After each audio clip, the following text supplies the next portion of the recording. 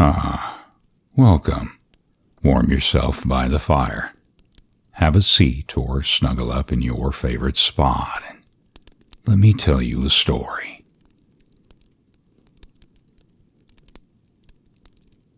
They had been shooting all day. The weather had been perfect, and the powder strayed, so that when they assembled in the smoking room after dinner, they were well pleased with themselves. After discussing the day's sport and the weather outlook, the conversation drifted to other, though still cognate, fields. Lawson, the crack shot of the party, mentioned the instinctive recognition all animals feel for their natural enemies, and gave several instances in which he had tested it. Tame rats with ferrets, birds with a snake, and so forth. Even after being domesticated for generations, he said, they recognize their natural enemy at once by instinct, an enemy they can never even have seen before. It's infallible. They know instantly. Undoubtedly, said a voice from the corner chair. And so do we. The speaker was Erickson, their host, a great hunter and generally uncommunicative but a good listener, leaving the others to talk. For this latter reason, as well as for certain notes of a challenge in his voice, his abrupt statement gained attention. "What do you mean exactly, so do we?" asked three men together, after waiting some seconds to see whether he meant to elaborate, which evidently he did not. Well, we belong to the animal kingdom, of course, put in a fourth, for behind the challenge there obviously lay a story, though a story that might be difficult to drag out of him. And it was. Erickson, who had leaned forward a moment so that his strong, humorous face was in clear light, now sank back again into his chair, his expression concealed by the red lampshade at his side. The light played tricks, obliterating the humorous, almost tender lines while emphasizing the strength of the jaw and nose. The red glare lent to the whole a rather grim expression. Lawson, man of authority among them, broke the little pause. "Oh, you're dead right," he observed. "How do you know it?" For John Erickson never made a positive statement without a good reason for it. That good reason, he felt sure, involved a personal proof, but a story Erickson would never tell before a general audience. He would tell it later, however, when the others had left. "There's such a thing as instinctive antipathy, of course," he added with a laugh, looking around him. "That's what you mean, probably." "I mean exactly what I said," replied the host bluntly. "There's first love. There's first hate, too." "No, hate's a strong word," remarked Lawson. "So is love," put in another. "Hate's strongest," said Erickson grimly.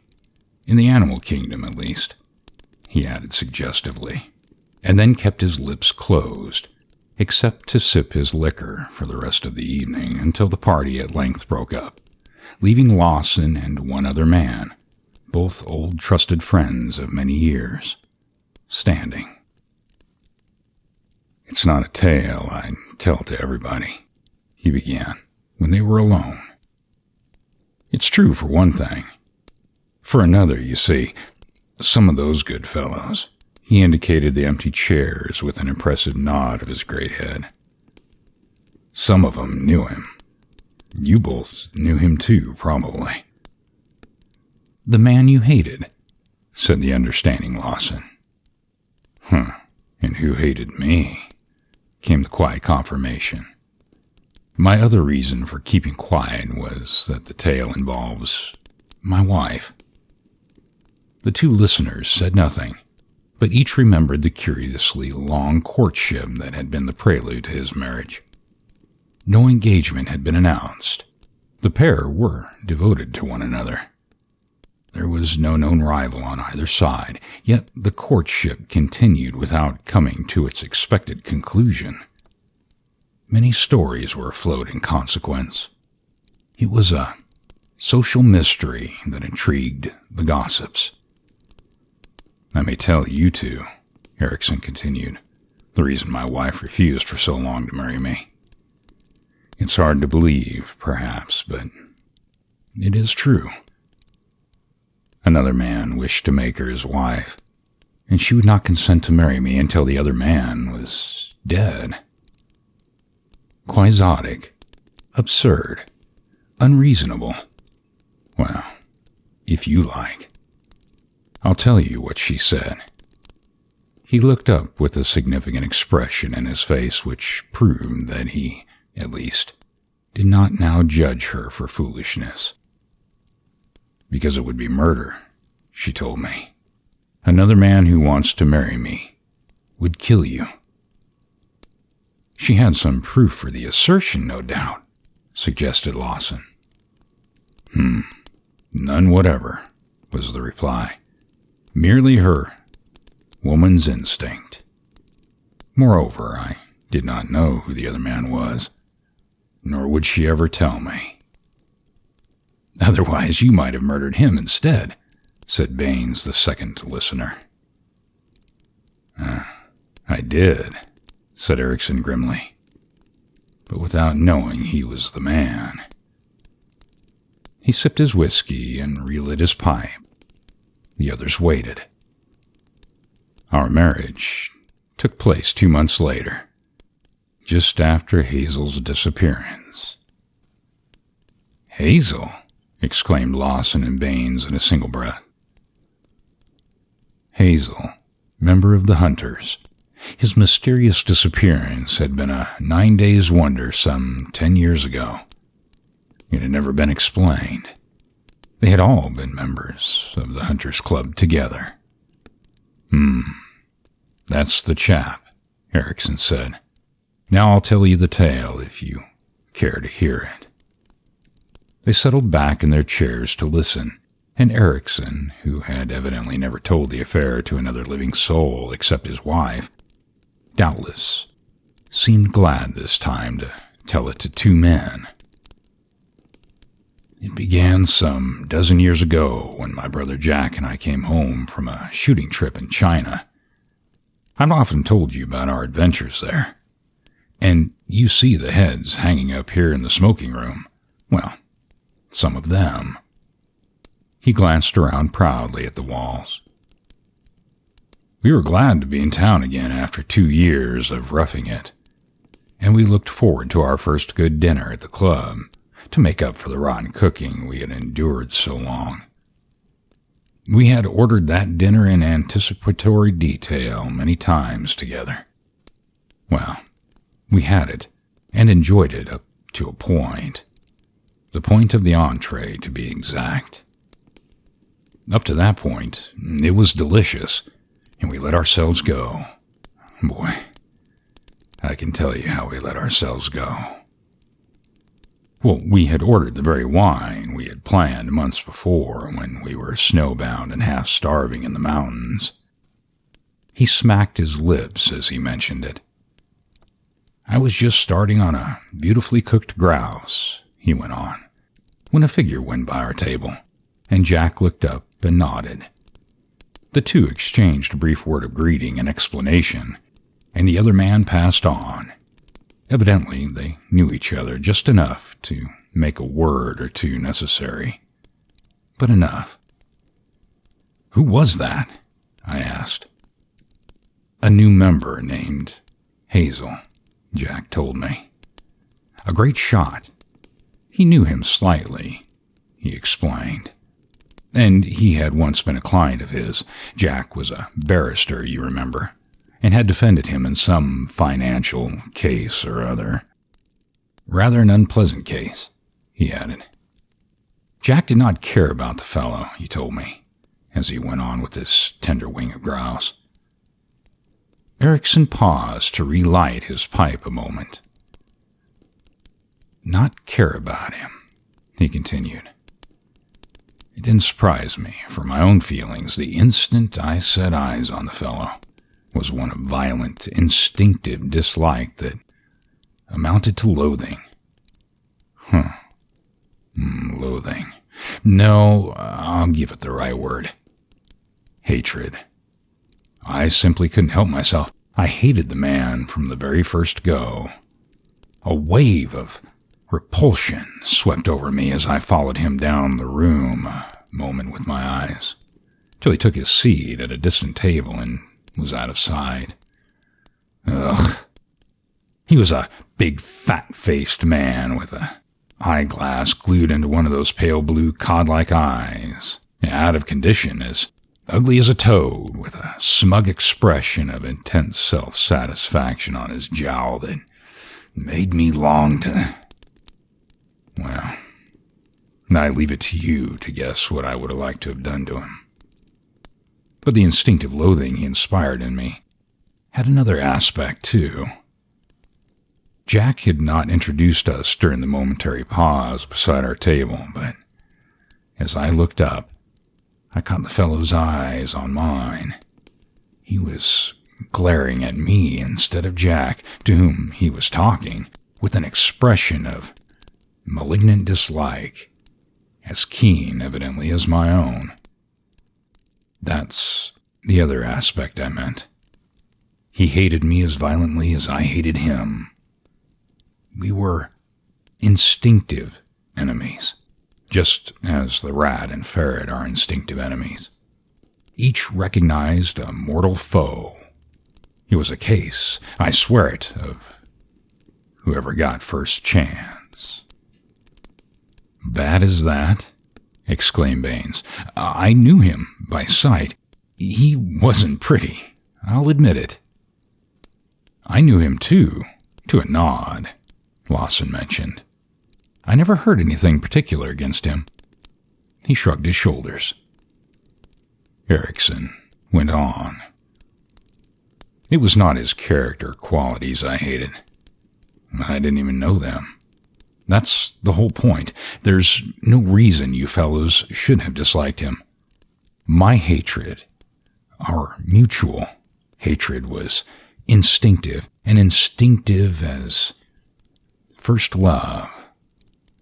A man knows his natural mate. Also, he knows his natural enemy.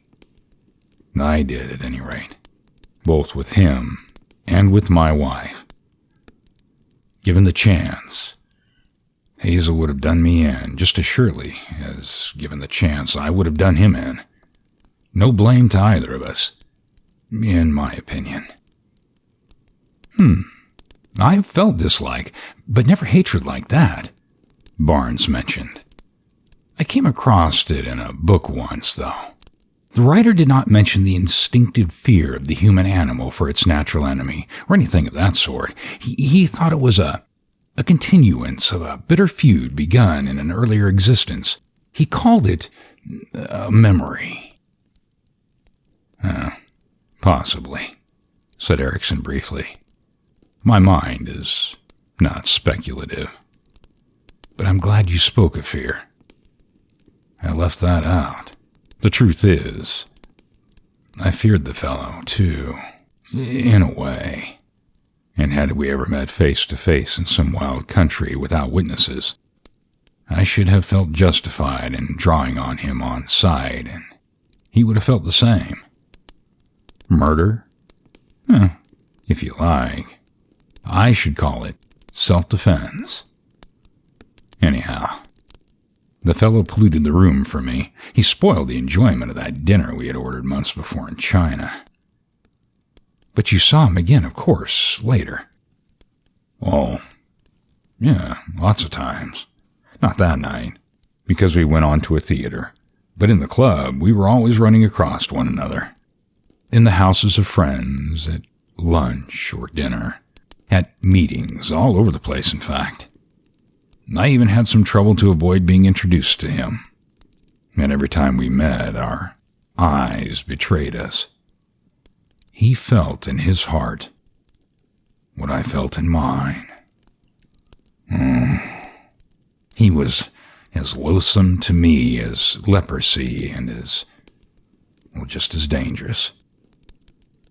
Odd, isn't it? The most intense feeling, except love, I've ever known. I remembered. I used to feel quite sorry for him. If he felt what I felt, and I'm convinced he did, he must have suffered. His one object to get me out of the way for good was so impossible.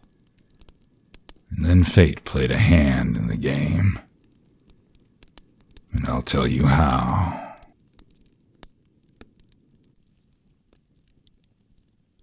Well, my brother died a year or two later, and I went abroad to try and forget it. I went salmon fishing in Canada, but though the sport was good, it was not like the old times with Jack. The camp never felt the same without him. I missed him badly, but I forgot Hazel for the time. Hating did not seem worthwhile somehow. When the best of the fishing was over on the Atlantic side, I took a run back to Vancouver and fished there for a bit. I went up the Campbell River, which was not so crowded then as it is now, and had some rattling sport. And then I grew tired of the rod and decided to go after elk for a change. I came back to Victoria and learned what I could about the best places and decided finally to go up the west coast of the island. By luck, I happened to pick up a good guide who was in town at the moment on business, and we started off together in one of the little Canadian Pacific Railway boats that ply along that coast. Outfitting 2 days later at a small place the steamer stopped at, the guide said we'd needed another man to help pack our kit over portages and so forth, but the only fellow available was a native of whom he disapproved. My guide would not have had him on any price, and that he was lazy, a drunkard, a liar, and even worse, for on one occasion, he came back without the sportsman he had taken up the country on a shooting trip, and his story was not convincing to say the least. These disappearances are always awkward, of course, as you both know. We preferred, anyhow, to go without the native, and off we started. At first, our luck was bad. I saw many elk, but no good heads. Only after a fortnight's hunting did I manage to get a decent head, though even that was not so good as I would have liked. We were then near the headwaters of a little river that ran down into the inlet. Heavy rains had made the river rise. Running downstream was a risky job, with old log jams shifting and new ones forming. And after many narrow escapes, we upset one afternoon and had the misfortune to lose a lot of our kit, amongst it most of our cartridges.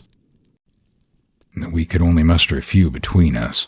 The guide had a dozen, and I had 2, just enough, we considered, to take us out all right. Still, it was an infernal nuisance. We camped at once to dry out our soaked things in front of a big fire. While this laundry work was going on, the guide suggested my filling in the time by taking a look at the next little valley which ran parallel to ours.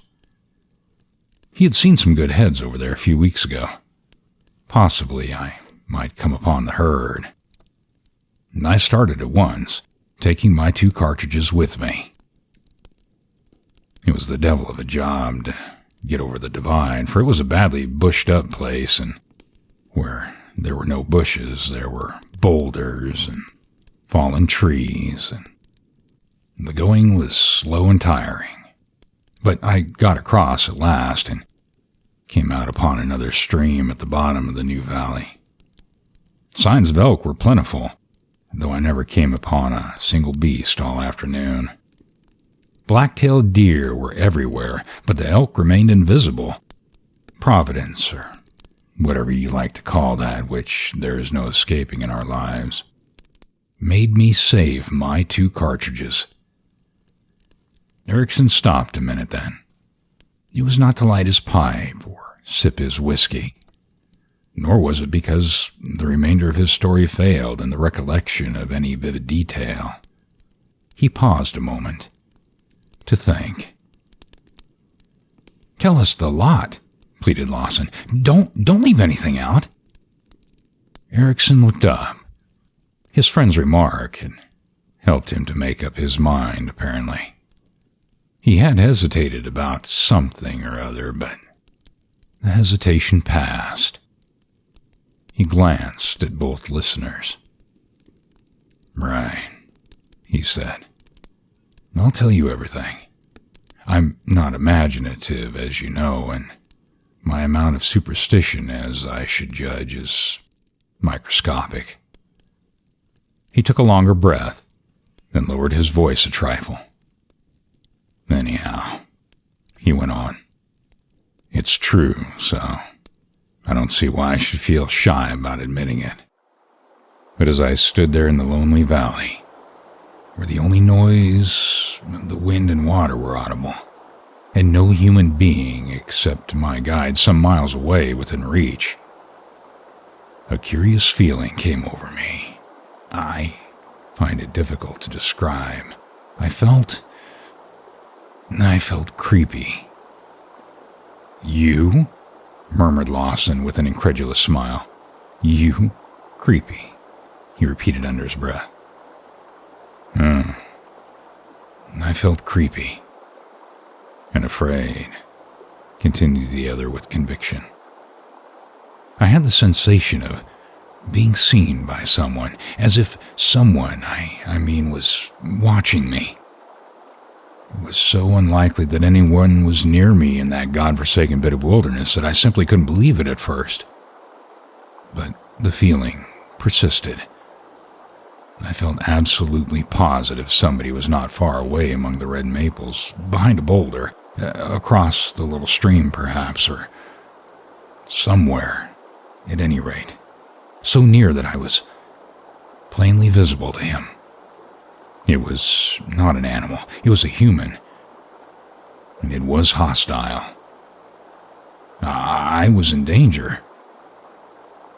You may laugh, both of you, but I assure you the feeling was so positive that I crouched down instinctively to hide myself behind a rock. I first thought that the guide had followed me for some reason or other I had once discarded. It was not the guide.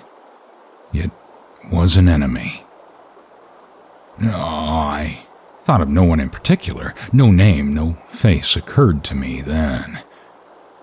Merely that an enemy was on my tail, and that he saw me, and I did not see him, and that he was near enough to me to, well, take an instant action. This deep instinctive feeling of danger, of fear, of anything you like to call it, was simply overwhelming.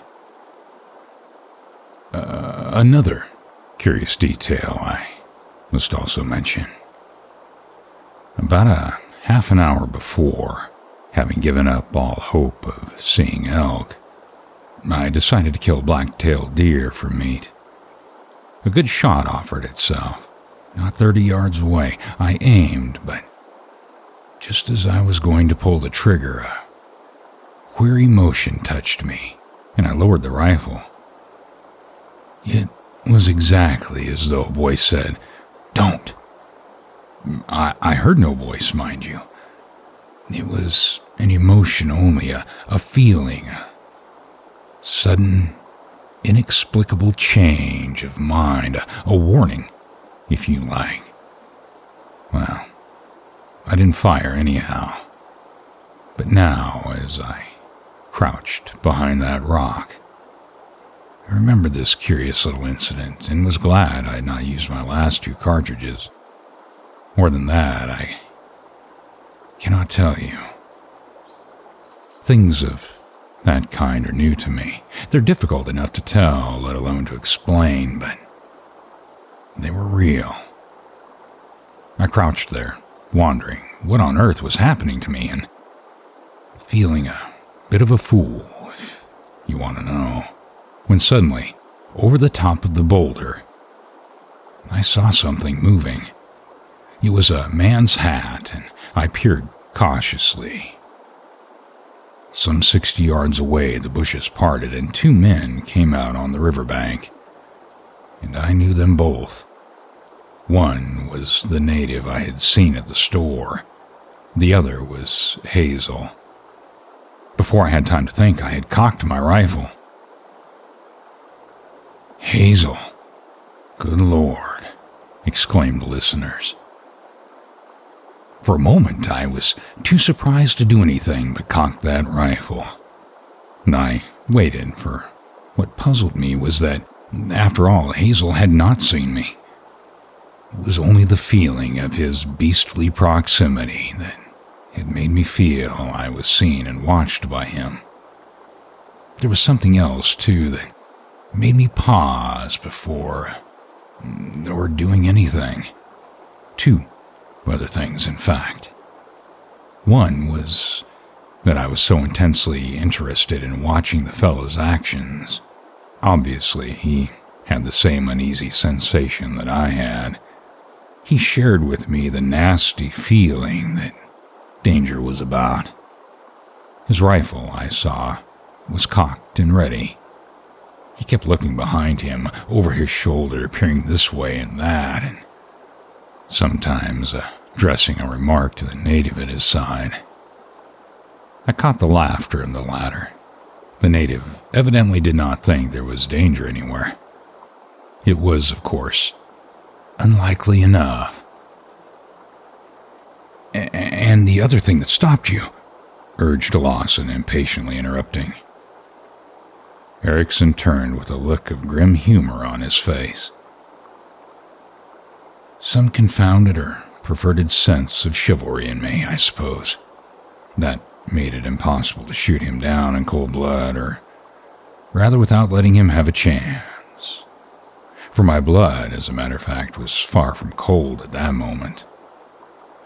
Perhaps, too, I wanted the added satisfaction of letting him know who fired the shot that was to end his vile existence." He laughed again. "It was rat and ferret in the human kingdom, but I wanted my rat to have a chance, I suppose. Anyhow, though I had a perfect shot in front of me at an easy distance, I did not fire. Instead, I got up, holding my cocked rifle ready, finger on the trigger, and came out of my hiding place. I called him. 'Hazel, you bastard. There you are, at last.' He turned, but he turned away from me, offering his horrid back. The direction of the voice he misjudged, and he pointed downstream, and the native turned to look. Neither of them had seen me yet. There was a big log jam down below them. The roar of the water in their ears concealed my footsteps. I was perhaps 20 paces from them when Hazel, with a jerk of his whole body, abruptly turned clean around and faced me, and we stared into each other's eyes.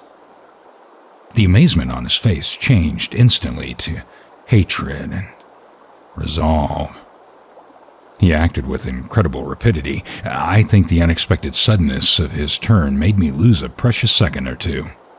Anyhow, he was ahead of me. He flung his rifle to his shoulder. "You devil," I heard his voice. "I've got you at last." His rifle cracked, for he let drive the same instant, and the hair stirred just above my ear. Ha! Missed. Before he could draw back the bolt for another shot, well, I acted. "You're not fit to live," I shouted as my bullet crashed into his temple. I had the satisfaction of knowing that he heard my words. I saw the swift expression of frustrated loathing in his eyes. He felt like an ox, his face splashing in the stream. I shoved the body out. I saw it sucked beneath the log jam instantly. It disappeared. There could be no inquest on him, I reflected comfortably. Hazel was gone. Gone from this earth and from my life. Our mutual hatred over at last. The speaker paused a moment. Odd, he continued presently. Very odd indeed. He turned to the others. I felt quite sorry for him suddenly, I suppose. The philosophers are right when they gas on about hate being very close to love. His friends contributed no remark. Well, then I came away, he resumed shortly. My wife, well, you know the rest, don't you? I told her the whole thing, and she said nothing. But she married me, you see. There was a moment's silence. Baines was the first to break it. But the native, he asked, he was a witness. Lawson turned upon him with something of contemptuous impatience. He told you he had 2 cartridges. Erickson, smiling grimly, said nothing. If you like these stories, subscribe, like, and share. And don't forget to hit that notification bell for future stories. And as always, I thank you for taking the time to listen. The end.